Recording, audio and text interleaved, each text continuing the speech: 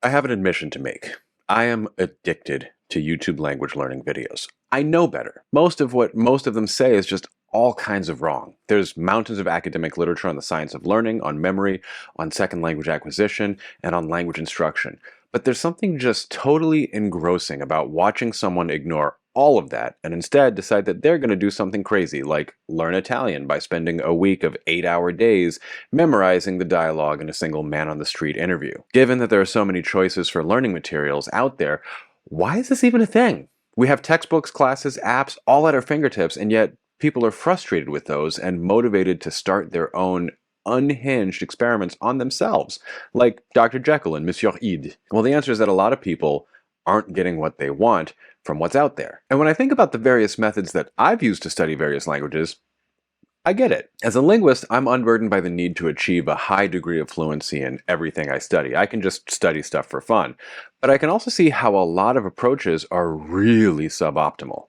So today, I'm going to talk about what I think an ideal course would look like. Nobody's doing this. I don't have the startup capital or even the interest to do something like this. So I'm not going to be mad if somebody else does it. Just give me a little cut if it really takes off. If you're new to the channel, I'm Dr. Taylor Jones. I have a PhD in linguistics from the University of Pennsylvania, and I love languages. On the channel, I talk linguistics, language learning, language use in the real world. Even though nobody is currently doing language education perfectly, you could probably take a lot of these points and optimize your self-study. So let's get into it. I'm Dr. Taylor Jones, and this is Language Jones.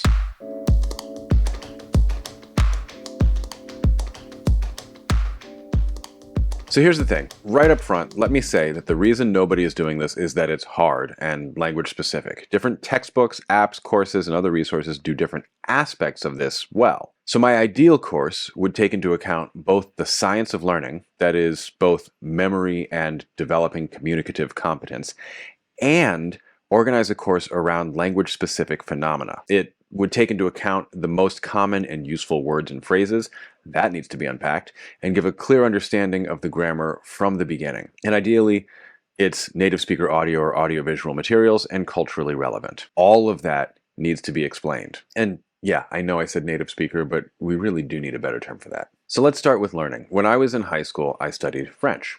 We had like 2 to 3 classes a week for about 6 class hours a week and homework. And the thing is, the homework was basically learn French. Like, we'd have these lists of vocabulary and we'd be told to memorize it. Easy enough, except how do you memorize something? Say the word over and over again? Make cue cards with pictures of the thing and just look at them a lot whenever you remember to? Do what I did and just stare really hard at the list and kind of read it a bunch? My most vivid memory of French class was trying to memorize a list of words having to do with parts of an automobile before I had a driver's license. I remember the weather that day, what room I was in, where all the furniture was, the time of day, how frustrated I was, everything. That is, everything but the words. I actually remember learning some of those words years later in France trying to prep for renting a car. Think about that though. My most vivid memory from French class was being frustrated trying to memorize with no guidance. I was a teenage boy with raging hormones, and the time one of the girls in the class wore a very revealing outfit was not as memorable as trying and failing to remember French words. And I have French family, so it's not like I was taking the class for no reason. I could understand the value of actually speaking French. So let's get it right. Memory deserves its own video, but rote repetition and brute force are a tremendous, ineffective waste of time. I've mentioned in other videos that images help, that audio from real human beings helps, that mnemonics are shown to work as much as I find them dumb and annoying, and that anything that taps into our baser instincts and our amygdala works. That's arousal, whether it's simply physiological excitement or sex and fear and the frisson of a transgressive mnemonic or whatever. I call these naughty mnemonics, by the way. There's also a wealth of research on the benefits of spaced repetition. The way I think of this is that forgetting is part of the process of remembering. That means you can't really memorize something in one sitting, especially not a lot of somethings. Learning is a sustained process of forgetting better, if that makes sense. And nobody told me that. They probably didn't tell you either. Some programs try to build it in. Asimil has you go through their lessons in a sort of pyramid fashion. Rosetta Stone has spaced repetition built into their course structure, even though they never really talked about it in that way. Back when Duolingo had the tree, people had all sorts of names for adding new information and reviewing the old as they wended and wound their way through the tree. Duolingo incorporated that into the path, and then, for reasons that are completely mysterious to me, seems to have largely done away with it, except in a handful of review lessons. And the bit about unusual things being memorable is part of why Duo had so many weird sentences. Of course, people just remembered the weird and not the words in their target language because nobody knew why there were weird sentences, like my zebra has a balloon. So now I use Anki. Even when I'm doing Duolingo, I'll use an Anki deck that goes with that course. Whatever you do, recognize that beating the words into your head isn't a one-time thing. It's a process of first exposure, then recognition, then production. Back when I worked at Rosetta Stone, I would use their course until I got physically uncomfortable and angry at the reviews. When you find yourself thinking, this fucking word again, you're getting closer to having it in long-term memory. But notice, I said I use Anki now. Anki does spaced repetition great, but not specifically language learning, and the existing decks are wildly inconsistent and don't take into account a lot of the science around best practices for learning and retaining material. My ideal course in the dream world would explain the science of memory right up front and then build it in. The next part to unpack is communicative competence. That means not just learning a ton of words and phrases, but being able to generate them and generate them in the right situations. That means an approach to language that gets learners combining material and generating their own sentences as soon as possible. This doesn't mean immediate, but it means fairly quickly. One way I do this is by inverting the textbook approach. Every textbook I've ever used has said something like read or listen to the following dialogue, and then given vocabulary, and even later given a grammatical explanation. I would prefer something to start with the vocabulary, get you familiar with it, start scaffolding it into phrases or simple sentences. That is, plug it into the grammar, and then see it in action. You can tell people what they're going to learn so they stick around for the fun dialogue or whatever, but dialogue or scenario first is putting the cart before the horse. So, literally start with, say, rojo and blanco, and then maybe some masculine nouns. Get comfy with those, then put them in simple sentences. The noun is red. Easy. Once you're comfortable with that, which should not be long, then add in some feminine nouns. La mesa es roja, or something. Later, add the irregularities and the exceptions. This could all be like one sitting, by the way. When I mentioned this to my wife, she pointed out that Rosetta Stone tries to do this. I'm not sure if they succeed, but they do like to try to scaffold by providing vocabulary and then using it in context. The same context for every language, though. It's not language specific. And they definitely don't do the grammatical part I suggested, at least not in a language specific way. Language specific is where it gets really interesting, and I don't see people doing this well. Yes, lots of courses have different programs for different languages. The sentences in Spanish Duolingo are different than French Duolingo, unlike Rosetta Stone, but they kind of focus on the wrong stuff. For instance, a Spanish course will spend a lot of time on stem-changing verbs. That's where a word like venir, to come, becomes something like viene, he's coming, but not everywhere. Venimos. So, ven, bien. But that's not interesting. And other languages do that and just don't even talk about it. French does the exact same thing. Venir becomes vient, but also venez and venons. And they're just like, that's the verb, memorize it. By language specific, I mean literally tailoring more explanation and repetition to the things that are harder and more differenter. Guess how many times you need to see reciente or responsable in Spanish to memorize them? A lot less than something like alrededor. That one's actually easier than something less fun. So, more time on the things that are more different. But there's another level to this. In French, introduce feminine adjectives first. The masculine forms are all derived from the feminine, so if you know blanche, you can derive blanc, but not the other way around. So teach it that way. In addition, I want to have the most common and useful material, but nobody can agree about what actually counts for that.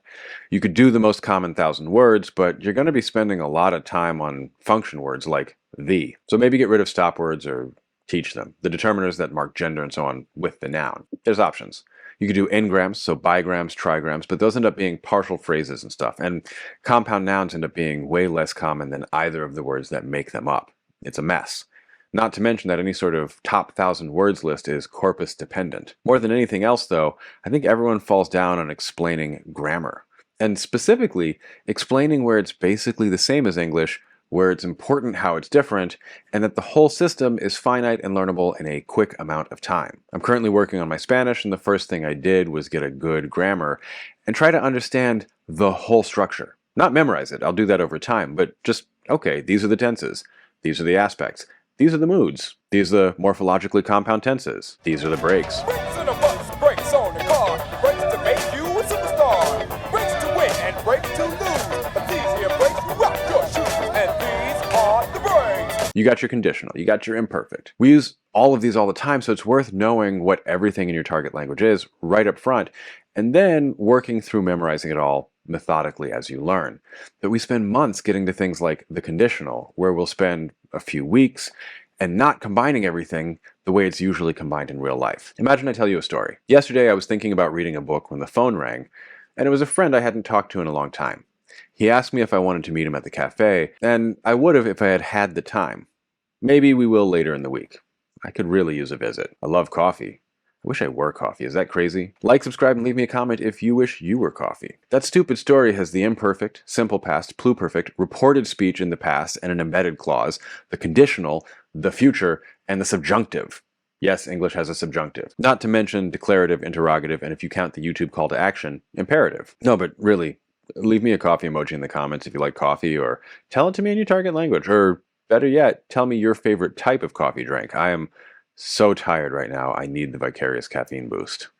So I'd legit start with explaining that there's these 25 or whatever grammatical domains, and we're going to learn them all. Once we learn a little vocab, we're going to get familiar with these structures, and then learn more details and exceptions and so on as we continue. But I always find that when I learn a new verb, I want to be able to use it across different tenses, aspects, and moods. I want to be able to use it in a subordinate clause or in reported speech. And I feel like I'm stuck just filing away a partially usable word for later, sometimes for years. Lastly, real people using the language in real situations. The AI is getting out of hand. Duolingo uses AI everywhere, and it's got some wild and frankly very stupid mistakes. S'il va à la gare, tu l'Y amèneras. Lots of people ask ChatGPT grammar questions, which is unhinged because it's basically a reasonable-looking text emulator and not a thing that, tells you facts. It just shows you something that might look like what a grammatical explanation might look like. Who cares if it's right? You should care. You're going to need real speakers if you have any hope of organizing a course like I just laid out, because French speakers, especially if they know any linguistics, might know, for instance, to start with the feminine. Maybe. But also, real people trigger different responses in our brains than human-like voices. At the end of the day, nobody's doing all of this. It's really hard, but it's what we should be trying to approximate. Can you learn a lot if you lock yourself in your room and watch an easy Italian video for 8 hours a day, every day for a week? Sure, but it's an absurd waste of time. The problem here is what Donald Rumsfeld once famously called unknown unknowns. I bet you didn't have Rumsfeld on your Language Jones bingo sheet. The idea is that there are things that we don't know, and we don't know them. So memorizing French adjectives starting with the feminine is a really solid practice, but how many of you who speak French did that when you learned it? It's one of those things where you realize you wasted a lot of time after the fact. But basically, if you think about these points as you're using whatever you're using, they can be anchors for whether you're actually optimizing your time. And that's what it's really about, because you can do all sorts of things, and eventually most will be effective if you just stick with them. But for most, the idea is to learn how to navigate a new language, not just enjoy the process of studying forever. If you liked this video, please like, subscribe, and comment. If you'd like to support the channel, you can right here with super thanks and super chat, or you can head over to www.patreon.com/languagejones. Special thanks to all my patrons. Until next time, happy learning.